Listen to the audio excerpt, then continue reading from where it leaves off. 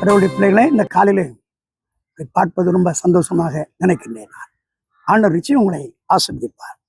உங்களுக்கு வேதத்திலிருந்து சங்கீதம் 78ஆம் சங்கீதம் 53வது வசனத்தை வாசிக்கிறேன். அவர் நம்மை பாதுகாத்து வழிநடத்துகிற ஒரு தேவனாக இருக்கின்றார். பைபிள் சொல்லுகிறது, அவர்களுக்கு நீ பயப்படாதபடிக்கு பத்திரமாய் வழி நடத்தினார். பத்திரமாய் வழி நடத்தினார்.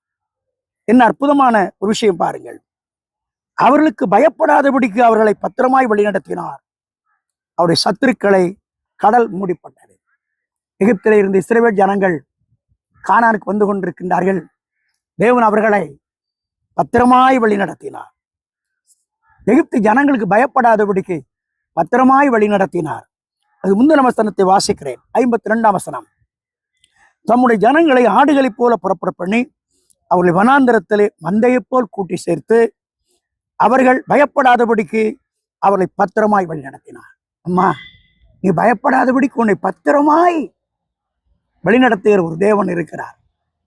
உலகத்தில் பயம் நிறைந்த உலகத்தில் வாழ்கிறோம். ஆபத்து நிறைந்த உலகத்தில் வாழ்கிறோம். வியாதி நிறைந்த உலகத்தில் வாழ்கிறோம். நேற்றைக்கு ஒரு வாலிப தங்கச்சி நான் சந்தித்தேன். 10 ஆண்டுகளுக்கு முன் சந்தித்தேன். MA BEd வரைக்கும் படித்தவள். நல்ல ஒரு ஆசிரியராக உயர்ந்த வேலையில் அமர்த்தப்பட்டிருந்தாள். அப்படி பார்த்த பொழுது எலும்பும் தோலுமாக கண்ணீரோடு என்னை பார்க்க வந்தாள். அடையாளம் தெரியாது, எனக்கு தெரியவில்லை. கூர்ந்து கவனித்து பார்த்தேன். கேட்டேன், தங்கச்சி, நீ அந்த தங்கச்சி தானே? அங்கிருந்தவ தானே? எப்படி இருக்கிறாய்? சோர்ந்த முகத்தோடு பேசினாள். சரீரத்திலே ஒரு கேன்சர் வியாதி, தலையில முடியெல்லாம் அவளுக்கு போய்விட்டது. எலும்பு கூட காட்சியளித்தார். அவள் அணிந்திருந்த அந்த உடை நாம் நம்முடைய சமையல் ரூமில் கூட பயன்படுத்த மாட்டோம். ஐயோ, அம்மா கேன்சரில் மரித்து போய்விட்டார்கள். அப்பா படுத்த படுக்கையில் இருக்கிறார். நானும் வியாதிப்பட்டு போனேன். வாழ்க்கை கசந்து போய்விட்டது. நாங்கள் ஒரு வீடை வாங்கினோம். அந்த வீட்டை கூட வித்துடலாம்னு நினைக்கிறோம். கடன் கடன். உன்னை பத்திரமாய் நடத்துகிற ஒரு தேவன் இருக்கிறார். அந்த தேவனிடத்தில் நீ வர வேண்டும். நீ பயப்பட வேண்டாம். உலகத்தில் பல வியாதிகள், பல கலக்கங்கள் உனக்கு இருக்கலாம். பத்திரமாய் நடத்துவார். அனைவரிடத்தில் நீ வர வேண்டும். சங்கீதக்காரன் 23ஆம் சங்கீதத்திலே 2ஆம் வசனத்திலே அவர் சொல்லுகிற ஒரு விஷயத்தை பாருங்கள். அவர் என்னை புல்லுள்ள இடங்களில் வைத்து அமர்ந்த தண்ணீர் அண்டைகளை கொண்டு போய் விடுகிறார். புல் என்பது உன்னுடைய தேவைகளையும் உன்னுடைய காரியத்தையும் பூர்த்தி செய்கிற இடம், உன்னை செழிப்பாக்குற இடம். அமர்ந்த தண்ணீர் என்பது சமாதானம், மகிழ்ச்சி நிறைந்த இடம். ஆண்டவர் இந்த உலக தேவைகளிலும் உன்னை சந்தித்து நடத்துவார், உன்னை பூர்த்தி செய்வார். சமாதான மகிழ்ச்சியான அமர்ந்த தண்ணீர் அண்டை கொண்டு போய் உன்னை நடத்துவார். ஆண்டவர் அவரை கத்தரை நீ மெய்ப்பராக கொள். நீ பயப்பட வேண்டாம். உன்னை பத்திரமாய் நடத்துவார். உடைய வாழ்க்கையில் எத்தனையோ தேவைகள் நிறைந்த உலகத்தில் வாழ்ந்தேன். ஒரு நாள் ஆண்டவருக்கு ஊழியம் செய்த அடியனுக்கு 3 பிள்ளைகளை ஆண்டவர் கொடுத்திருக்கின்றார். ஒரு நாள் எங்க வீட்டுல உணவு சமைப்பதற்கு ஒண்ணுமே இல்லை, அரிசி இல்லை. 3 பேரும் பள்ளிக்கு செல்ல வேண்டும்.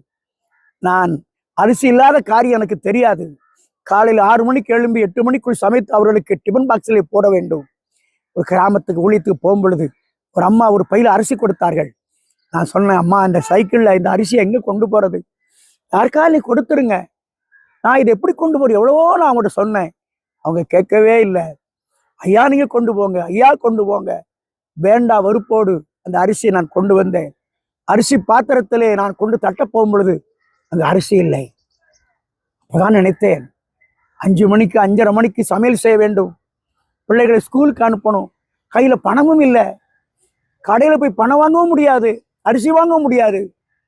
எல்லாவற்றையும் அறிந்த ஆண்டவர் அந்த புல்லுள்ள இடங்களில் என்னை மேய்த்தார். அமர்ந்த தண்ணீர் என்னை கொண்டு போய் என்னை அமைதியாக சமாதானத்தோடு மகிழ்ச்சியாய் நடத்தினார். இன்னைக்கு அந்த கர்த்தரை மெய்ப்பராக கொள்ளுங்கள். சிலவே ஜனங்கள் பயப்படாமல் பத்திரமாய் நடத்தினது போல உங்கள் பயத்தெல்லாம் நீக்கி பத்திரமாய் ஆண்டவர் நடத்துவார்.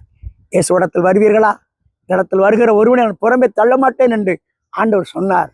ஓடிவாங்க, அன்போடு அழைக்கிறார். உங்களை ஆசீர்வதிப்பார். ஒரு கண்களில் வடிகிற கண்ணீரை துடைப்பார். உங்களுடைய இதய வியாகங்களை மாற்றி போடுவார். அற்புதம் செய்வார். உங்களுக்காக ஒரு சிறு ஜெபம் செய்யட்டும். ஆண்டவரே, நீ பயப்பட வேண்டாம், உன்னை பத்திரமாய் நான் வழி நடத்துவேன் சொன்னீரே. பயம் நிறைந்த உலகத்தில் பயந்து கலங்கி சோர்ந்து போய் இருக்கிற இந்த மக்களை பத்திரமாய் நடத்துவீராக. தயவு செய்து நடத்தும் ஆண்டவரே, நடத்தும்.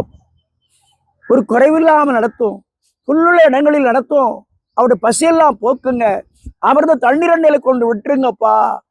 சமாதானத்தினால, சந்தோஷத்தினால, மகிழ்ச்சியினால எந்த இடம் எங்க போகணுமோ அங்க கொண்டு விட்டுருங்கப்பா. உங்களை ஆசீர்வதிங்க. இப்படி செய்வதற்காக உமக்கு 1000 கோடி ஸ்தோத்திரம், ஸ்தோத்திரம். இயேசுவின் நாமத்தில் வேண்டுகிறோம் பிதாவே. ஆமென்.